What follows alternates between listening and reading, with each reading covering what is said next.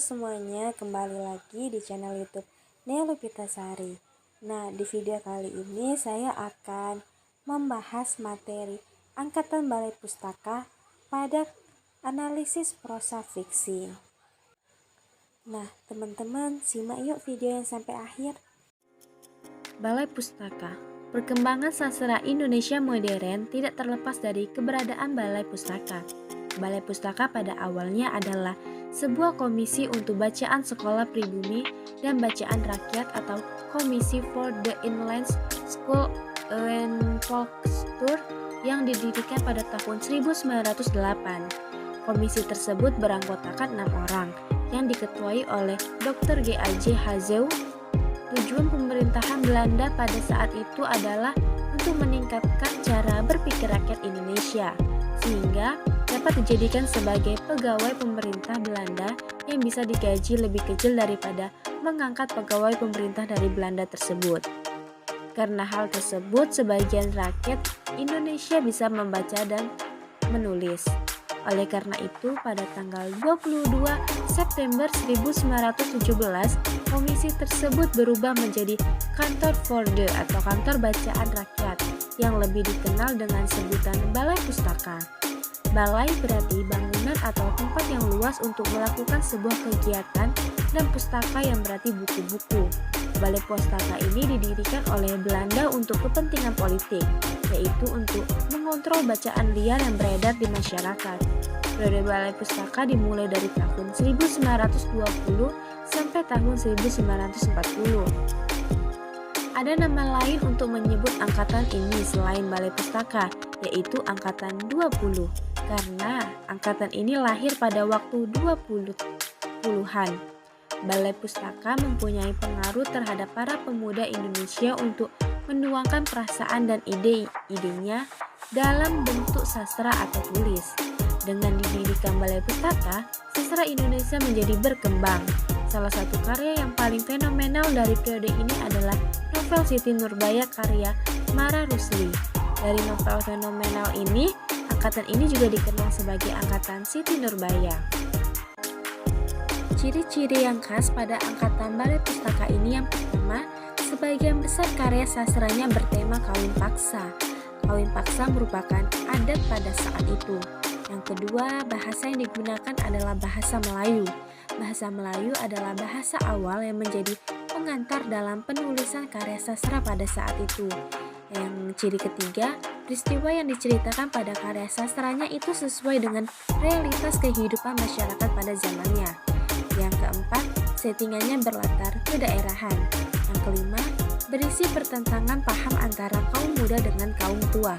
Yang keenam, penyisahan biasanya menggunakan metode orang ketiga atau diaan, namun terkadang menggunakan orang pertama atau akuan. Yang ketujuh, mengandung pesan moral yang mendidik. Pesan moral tersebut dapat berupa adat istiadat dan hak asasi manusia. Angkatan Balai Pustaka ini sangat berpengaruh terhadap kesusastraan Indonesia karena dianggap sebagai perintis awal lahirnya kesusastraan Indonesia dengan bertema kawin paksa dan menggunakan bahasa Melayu. Sastrawan yang terdapat di Angkatan Balai Pustaka ini kebanyakan pengarangnya berasal dari wilayah Sumatera. Hanya sebagian kecil saja yang berasal dari luar Sumatera. Pengarang yang berasal dari Sumatera ada Abdul Muiz, Adi Nugroho atau Jamaluddin, Aman Datuk Madjoindo, Hamidah, Hamka, Mara Rusli, Merari Siregar, Mohyamin, Muhammad Hasim, Sa'adah Alim, Nuraini, Nur Sultan Iskandar, Rustam Effendi, Selasih, Suman HS, dan Tulis Sultan Sati. Sedangkan pengarang yang berasal dari luar Sumatera yaitu HSD Muntu dari Sulawesi, Igustinho Manpanji Tisna dari Bali, Marius Ramis Dayon dari Sulawesi, Alwairata dari Pulau Seram, Paulus Supit dari Sulawesi, dan Sutomo Zuhar Arifin dari Jawa. Baiklah, di sini saya akan menganalisis salah satu karya sastra Angkatan Balai Pustaka, yaitu novel Siti Nurbaya karyanya Mara Rusli dengan teori pendekatan mimetik. Nah, sebelum menganalisis, kita harus tahu dulu apa itu teori mimetik. Teori mimetik merupakan teori yang dipelopori oleh Plato dan Aristoteles. Aristoteles adalah murid dari Plato. Namun, cara pandang Plato dan Aristoteles dalam memandang karya sastra itu berbeda. Nah, teori mimetik ini adalah teori sastra yang melihat karya sastra sebagai cerminan dari kehidupan dunia nyata. Pendekatan mimetik yaitu pendekatannya mengkaji karya sastra untuk memahami suatu hubungan karya sastra dengan kenyataan. Karya mimetik sendiri pertama kali muncul dari bahasa Yunani mimetis yang berarti tiruan. Menurut Gani tahun 2016, pendekatan mimetis adalah pendekatan yang dalam pengkajiannya terhadap karya sastra berkaitan dengan fenomena hubungan karya sastra dengan realita atau kenyataan. Agar dapat melakukan pengkajian ini, diperlukan beberapa data yang berkaitan dengan kenyataan di luar karya sastra, misalnya lingkungan sumber penciptaannya. Setelah kita mengetahui apa itu teori mimetik, di sini saya akan menganalisis novel karya Siti Nurbaya karyanya Mara Rusli. Seperti yang kita ketahui, novel Siti Nurbaya ini adalah novel yang sangat dekat dengan kehidupan masyarakat yang ada pada zaman dahulu, yaitu tentang perkawinan paksa. Nah, dalam memilih tema cerita, sastrawan harus punya kepekaan terhadap keadaan masyarakat dan zamannya. Seperti novel Siti Nurbaya yang mengambil tema tentang kawin paksa, karena Balai Pustaka identik dengan cerita-cerita mengenai perkawinan paksa atau adat istiadat. Buku Siti Nurbaya ini diterbitkan pertama kali oleh Balai Pustaka pada tahun 1922. Buku yang berjudul Siti Nurbaya ini berhasil menempatkan diri sebagai puncak roman di antara roman-roman lain yang dianggap orang sebagai puncak roman dalam sastra Indonesia modern. Penilaian itu tidak didasarkan pada temanya, tetapi berdasarkan pemakaian bahasa dan gayanya yang tersendiri. Buku ini menggunakan bahasa Melayu sehingga lebih mudah dipahami dan dapat dibaca. Permasalahan perkawinan berdasar adat dan agama disinggung dalam roman Siti Nurbaya ini. Yang dipertanyakan adalah longgarnya aturan poligami di kalangan masyarakat Minangkabau dengan dalil bahwa agama Islam mengizinkan. Kaum lelaki bisa dengan mudahnya menambah istri bila ada yang melamar, atau dalam adat Minangkabau, perempuan membeli laki-laki untuk menjadi suaminya. Suami istri diikat dengan hubungan uang bukan kasih sayang sehingga mudah sekali bercerai. Banyak sekali keburukan dari poligami dan keburukan itu lebih banyak pada istri. Pesan moral yang disampaikan dalam karya sastranya adalah keseimbangan pergaulan suami istri seperti dalam roman Siti Nurbaya karya Mara Rusli. Tuntutan keseimbangan karena banyaknya ketidakadilan yang menimpa para istri. Para suami memperlakukan istrinya seperti budak sehingga mereka bebas memukul dan menyakiti, sedangkan istri tidak bisa membalasnya. Para suami boleh pergi kemana saja, sedangkan para istri selalu di rumah.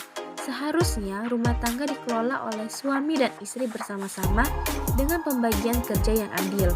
Diistilahkan dengan berat sama dipikul, ringan sama dijunjing. Keduanya tidak boleh melalaikan kewajiban keluarga.